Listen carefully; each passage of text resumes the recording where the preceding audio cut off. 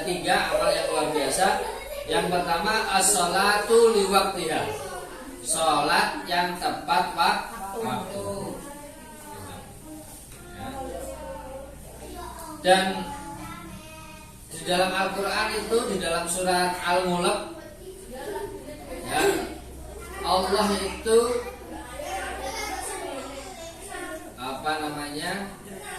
menciptakan hidup dan mati itu untuk apa? Kira-kira?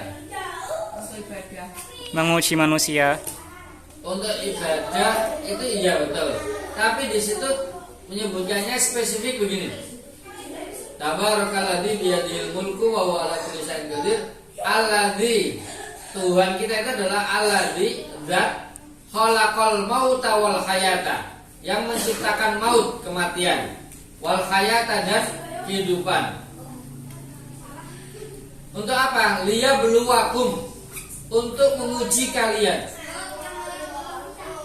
Ahsanuhum amala, mana yang amalnya yang paling lebih baik. Jadi amal itu kan, yaitu tadi ada yang biasa-biasa saja, ada yang luar biasa. Sedangkan Allah menguji kita dengan kematian dan kehidupan itu dalam rangka Allah melihat mana di antara kita itu yang amalnya yang lebih baik. Paham enggak? Jadi kalau kita itu pas sebelum mati kok amal kita itu adalah lebih baik, berarti ujian kita itu telah sukses. Tapi pas belum mati kita itu adalah angger ngamal nuai, ya, tidak mau mencari yang lebih baik, sing penting ngamal, ya kan? Berarti kita itu tidak begitu sukses. Karena kata-kata ahsan itu beda dengan hasan. Kalau dalam bahasa Arab ada istilahnya hasan dan ada ahsan. Ada kabirun, ada akbar. Nah ini persamaannya itu dengan mungkin bisa, kalau kabirun itu besar, kalau akbar lebih besar. Allah itu yang kabirun atau akbar? Akbar. Nah seperti itu. Ada hasan, hasan itu bagus. Kalau ahsan lebih bagus lagi. Di atasnya hasan itu ahsan. Ya. Jadi semua yang mengikuti akbar, ahsan, ya kan? Kalau orang itu, kalau cantik saja itu jamilun. Kalau lebih cantik itu ajmalun. Nah, lebih cantik. Ya. Jadi semua yang mengikuti pola kata akbaru itu artinya lebih-lebih semuanya. Lebih apa saja sebutkan. Nanti kalau yang pakai akbar, ahsan, akbar, ya kan, depannya alif, itu pasti ada artinya lebih. Nah kita itu oleh Allah didorong, kalau ngamal itu golek sing apik rek. Dan itu yang dipuji Allah. Contoh, ya contoh ya, sedekah itu misalnya, sedekah itu ya ada yang angger ya, ada yang angger, ada yang lebih baik, yang lebih dicintai Allah. Maka ciri-ciri yang lebih baik itu adalah, ciri-cirinya ini kalau ini ada pada sedekah berarti itu yang lebih baik dalam sedekah. Apa itu? Sedekahlah kepada hal-hal yang kamu cintai. Jangan sedekah yang duaan. Jenengan mohon gak seneng kok. Jadi kalau yang sedekahnya itu adalah yang jenengan cintai, itu berarti sedekah yang lebih baik. Gitu. Kalau sedekah yang kita itu istilahnya gak seneng terus dikasihkan orang, itu sebenarnya sedekah biasa-biasa saja. Ya kan? Di dompet misalnya ada uang 50.000, ada uang 5.000. Mana yang lebih dicintai? 50. Kira-kira kalau ada kota amal lewat, yang mana yang dipilih? berarti hasan. Nah, sedekah yang baik gitu aja. Tapi kayak aku jadi 50. Kalau kita yang masukkan itu yang 50, meskipun ekspresinya itu kelihatan. Asyik malu. Ini yang ajmal, ini yang lebih cantik, lebih bagus. Nah, ya. Atau begini, sama-sama 5.000-nya di dalam dompet, tapi hasilnya baru, hasilnya lecek-lecek. Kira-kira yang dibeli yang mana? Yang baru biasanya hari raya, meman gitu ya. Mana kata belanjaannya? Ya, kita selalu diuji yang seperti itu. Okay? Nah, ini ada pilihan. Siapa yang melakukan itu? Ini adalah berarti amalnya aksan, lebih baik. Apa 3 hal itu? Yang pertama sholat pada waktunya, tepat waktu.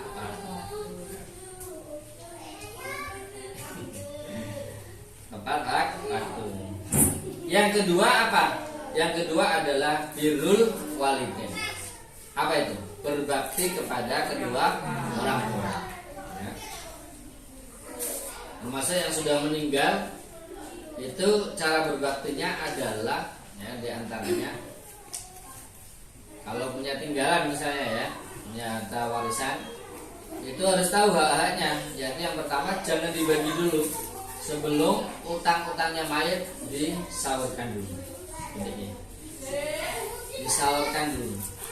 Kemudian biaya-biaya apa namanya kayak 7 hari atau apa diambilkan itu dulu. Sisanya itu baru dia haknya mayat dipenuhi dulu. Ya. Yang kedua, kalau misalnya belum berhaji misalnya, ya, maka harus dihajikan dulu kalau memang sudah wajib karena hartanya banyak ya. Karena apa nanti dituntut kan mayatnya, ya enggak?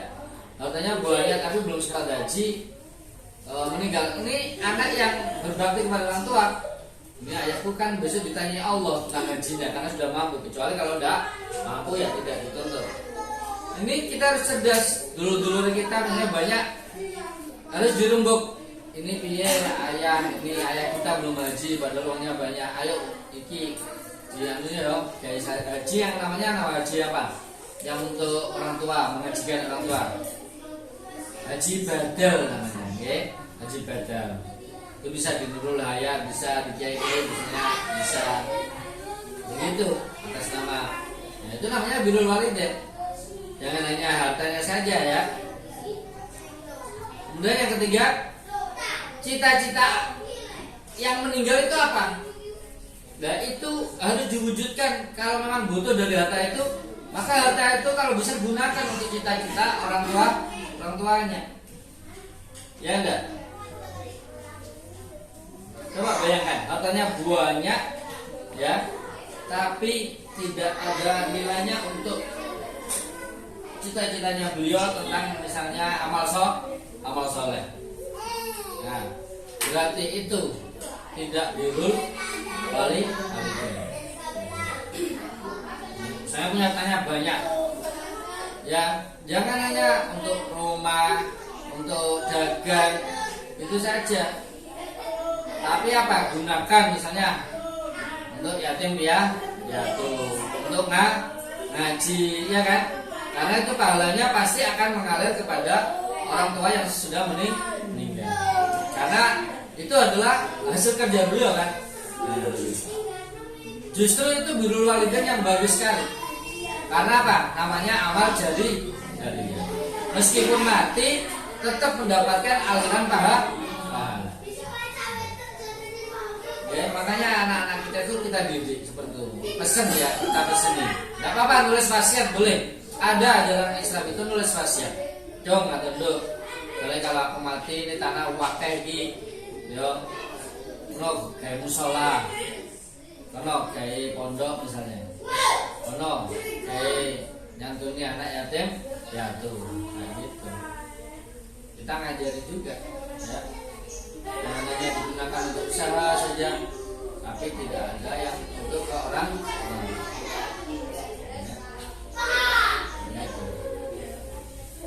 Dan pesannya apa? Misalnya ada tanah khusus, ini pesannya orang tua pokoknya kanggo pondok misalnya. Itu jangan diotek-otek, jangan apa saja. ya, maka jenengan harus bisa melindungi harta itu, ya, jangan sampai untuk yang lain kecuali untuk yang sesuai wasiatnya orang tua. Kalau tidak seperti itu, ibu-ibu, makanya nanti kita kasihan. Misalnya kita sendiri ya yang meninggal ya, lalu anak-anak kita itu, misalnya harta kita itu hanya untuk dunia saja, tidak ada yang untuk akhirat. Kira-kira orang tuanya dapat apa enggak? Nah, tidak kan?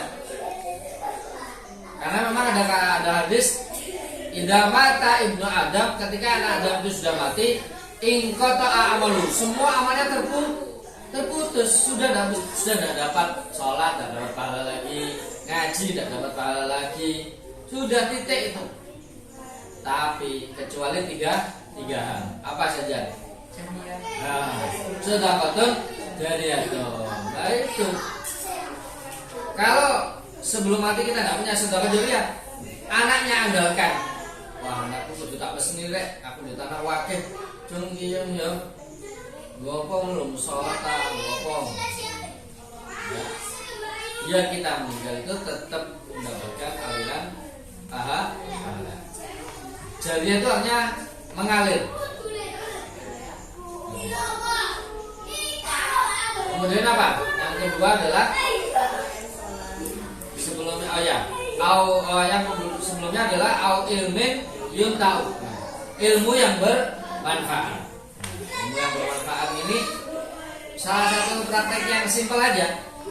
Kalau bisa anak-anak jenengan itu sebelum bisa sholat itu jangan dari ustaz, dari jenengan aja. Meskipun nanti diajarkan lagi ke ustaz, kan jenengan sudah ngajari Fatihah yang benar bagaimana, at-tahiyat, bacaan-bacaan yang benar kan, yang wajib kan apa? Al-Fatihah sama at-tahiyat. Jenengan yang ngecek ya bisa.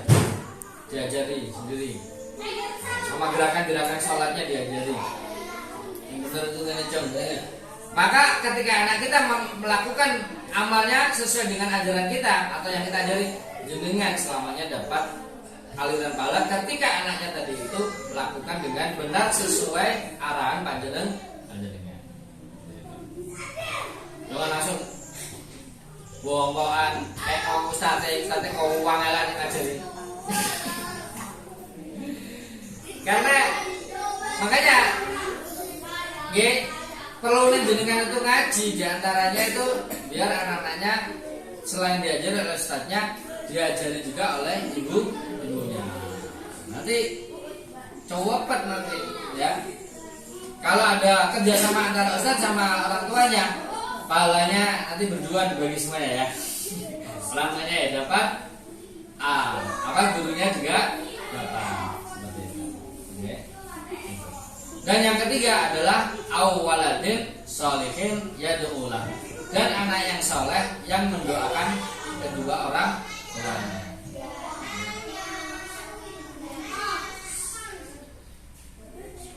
Kata-kata sebenarnya yang digaris bawah itu sebenarnya bukan yad'unya, bukan doanya itu, tapi waladin solehnya, anak yang solehnya ini dulu. Kenapa? Ketika anak itu sudah soleh, jangankan hanya doanya. Setiap kali dia sholat, orang tuanya dapat. Setiap kali dia haji, orang tuanya dapat.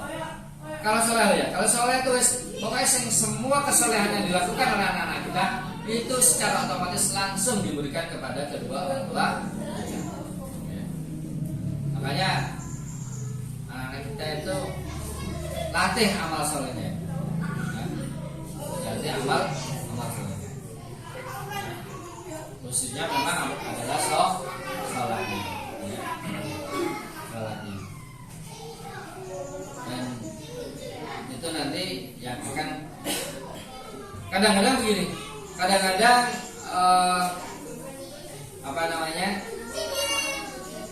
domannya kurang misalnya anak kita, ya kan? Tapi kalau sudah soleh, ya setiap kali dia itu berbuat baik, maka akan langsung kepada orang tua. Langsung seperti itu. Makanya kita sendiri, kita kan punya orang tua ya. Nah, kita harus soleh dulu. Karena kita kalau sudah solihah, maka semua yang kita lakukan dari kebaikan kita langsung secara otomatis mengalir kepada kedua orang